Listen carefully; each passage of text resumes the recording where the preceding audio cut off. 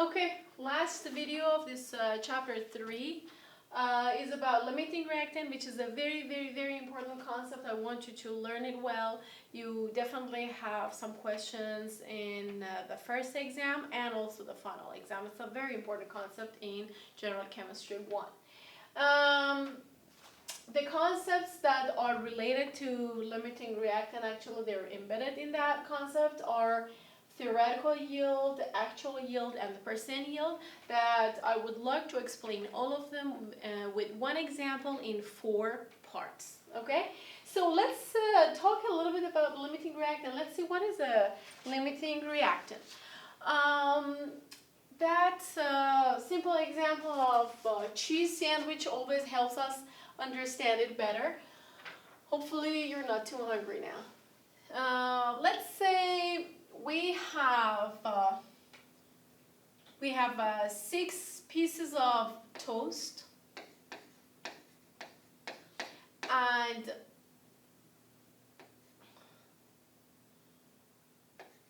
4 slices of cheese. Okay, and we're going to make low-fat cheese sandwiches. Okay, low-fat means just 1 slice of cheese for each sandwich. So tell me, how many sandwiches can we make if for each sandwich we need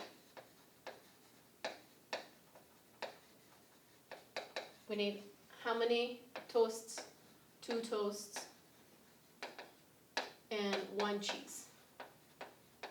So we end up making how many sandwiches? 3, right? Which 6 with 6 pieces of toast, we can make 3 sandwiches. Tell me, do we have any toasts left at the end? Nope. 0 toasts left. And do we have any slices of cheese left? You would say how many? 1 cheese left.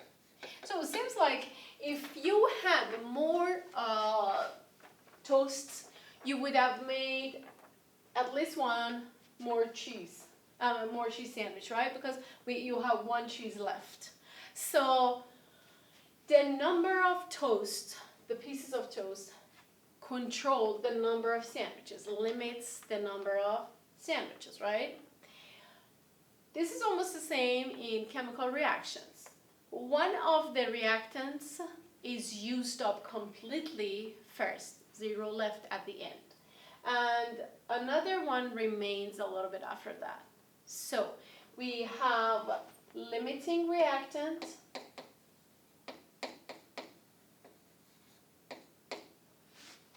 kind of like toast, which is used up completely and limits the amount of product. Why? Because after the limiting reactant is completely used up, the reaction stops, right? And there is no more production of the product. So toast is limiting, and the number of slices of cheese you see that we have 1 more cheese left is called excess.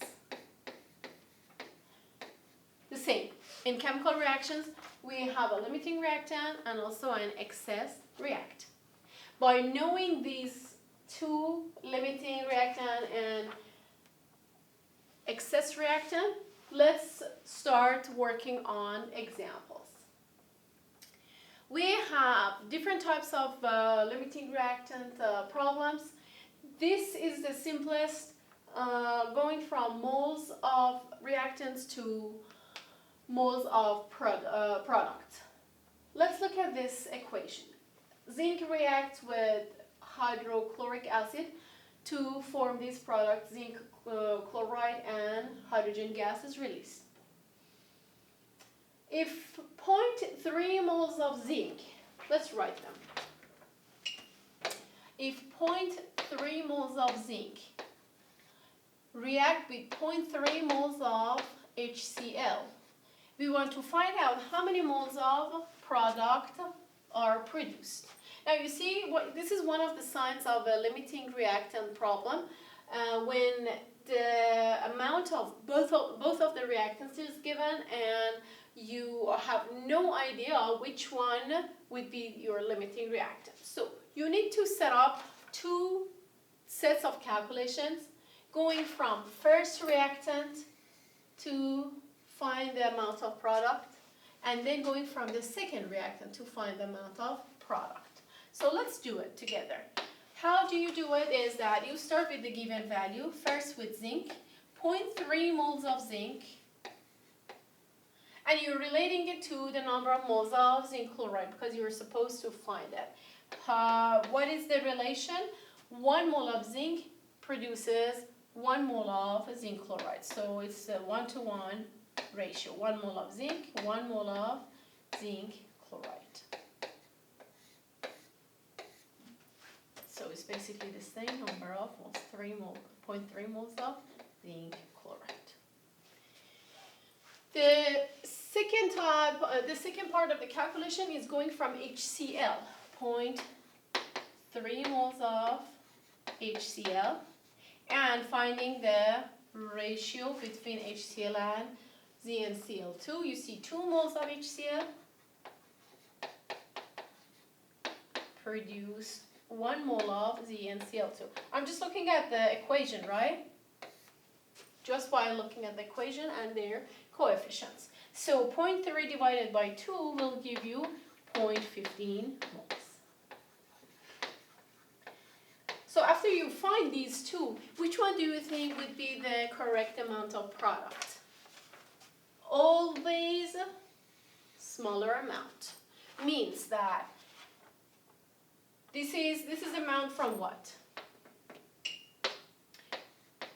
0.3 moles from zinc, if zinc produces that. And this is from HCl.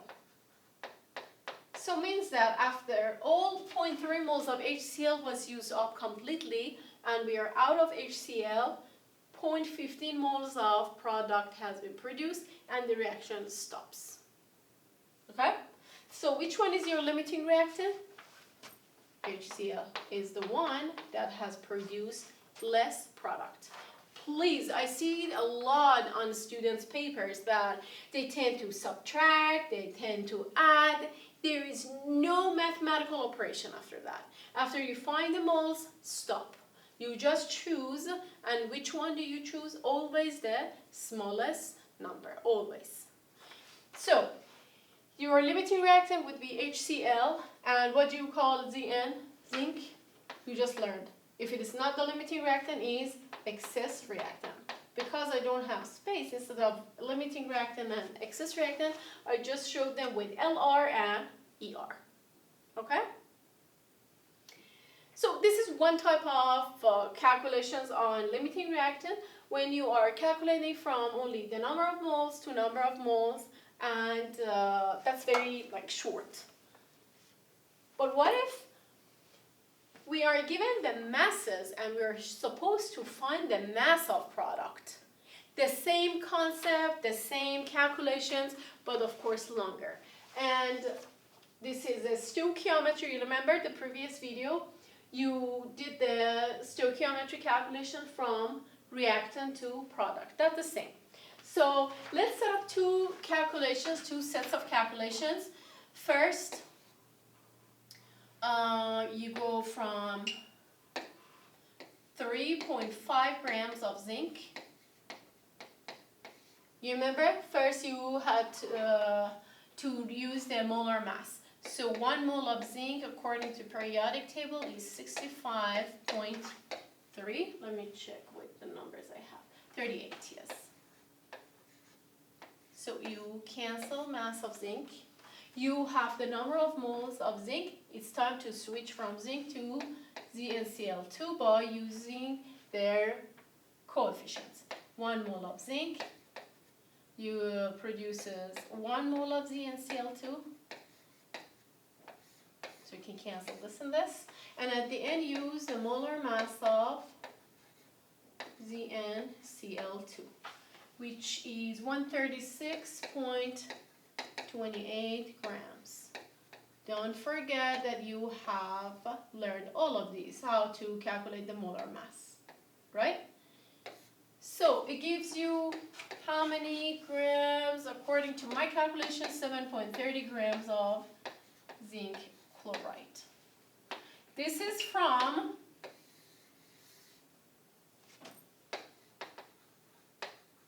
zinc, right? If all the zinc is used up completely. In the second set of calculation, we do it with HCl, the same amount. I just had made a mistake here. Instead of mole, please change it to grams. 3.5 grams. Both of them are grams, okay? So 3.5 grams of HCl.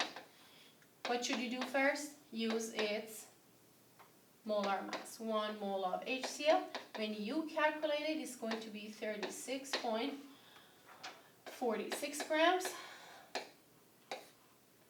Then use the mole ratio. We call it mole ratio. You're looking at the coefficients. 2 moles of HCl produce 1 mole of zinc chloride. And then finally, use the molar mass of zinc chloride again. 136.28 grams. As I said in the previous video, please, when you're using the molar masses, just use 1 mole. So the answer for the second part is going to be 6.54 grams of zinc chloride. This time from HCl. Now you are supposed to decide which one is the amount of product. Again, there is no addition, no subtraction, nothing on the amount of product you found.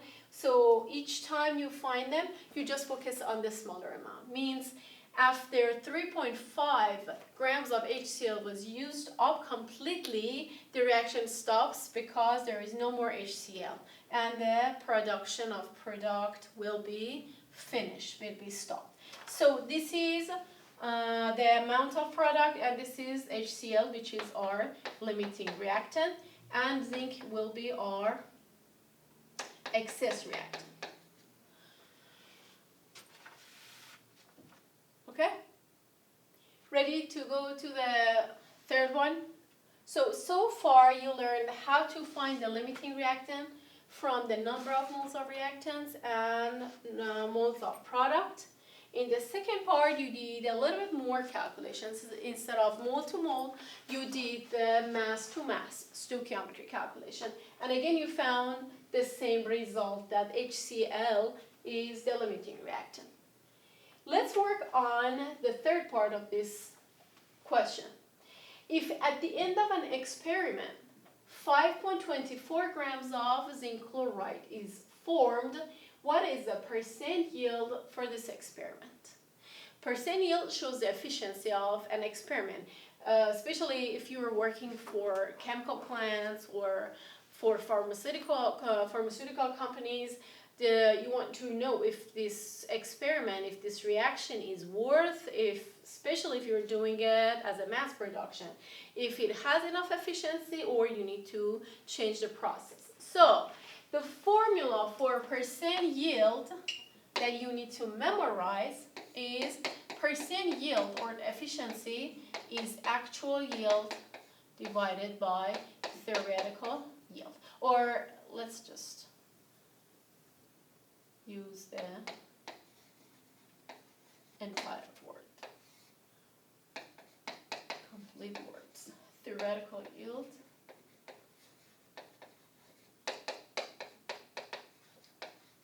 times 100. So, how do we know if we have our actual yield, if I have theoretical yield? Actual yield is always given. What is it here? 5.25 grams.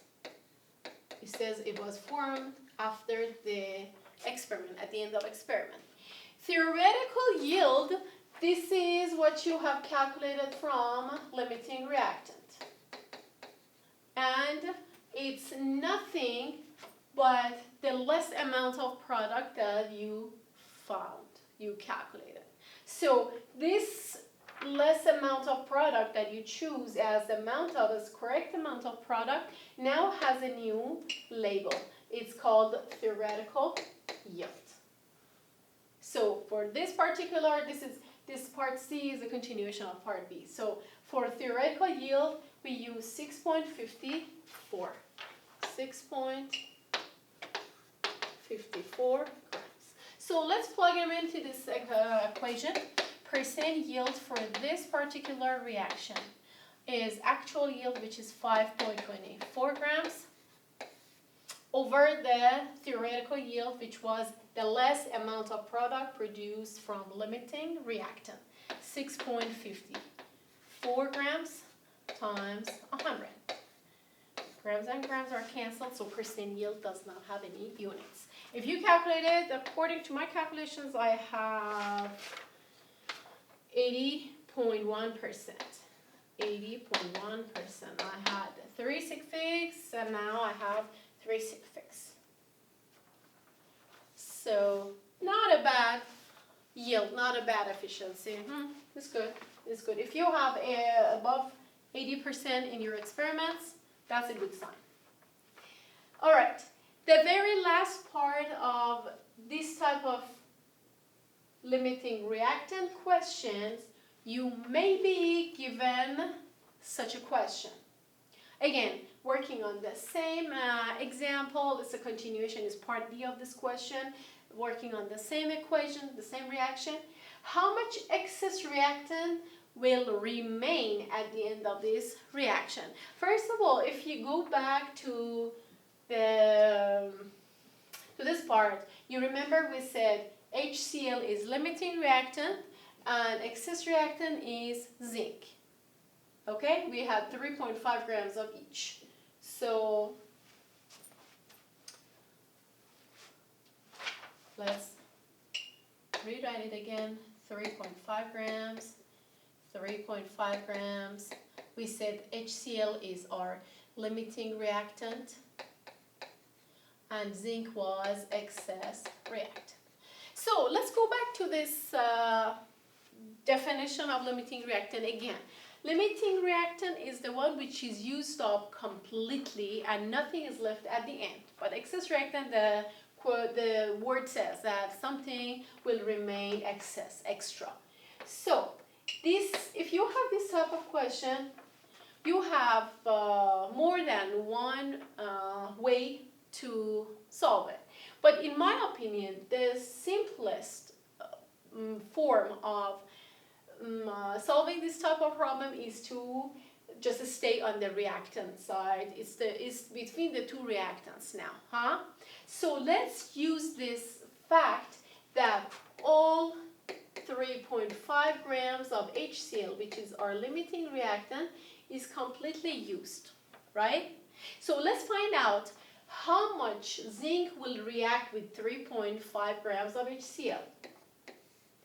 1 mole of HCl is 36.46 grams. You need to find the relation between HCl and zinc. Again, look at the equation. 2 moles of HCl will react with 1 mole of zinc, right? And at the end, 1 mole of zinc, according to periodic table, is 65.38 grams. When you calculate it, it's going to give you 3.14 grams of zinc. You tell me, how should I label it? We started with 3.5 grams. What is it? If all the limiting reactant is used, only this much of zinc is used, right? So, if we want to find out how much of zinc will be left, is 3.5 grams minus 3.15 grams will be 0.36 grams of zinc left at the end.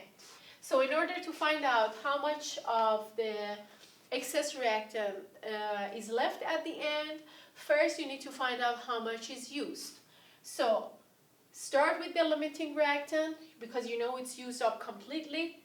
Then do a stoichiometry calculation, find the mass of zinc, which gives you the amount which is used, and subtract it from the initial value. It will be the amount of zinc which is left.